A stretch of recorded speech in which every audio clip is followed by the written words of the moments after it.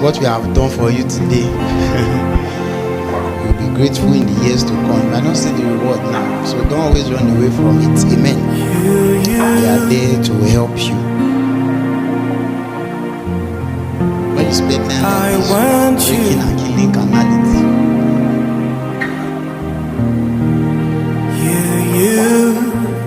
This is the culture of scripture. This is we are patient. We are not Gen Z. Amen.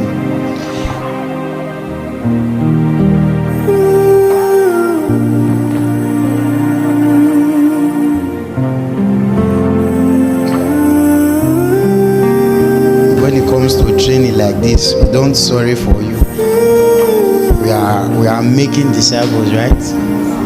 And in making men, if you want to build for destroy and plant, before you plant, you destroy.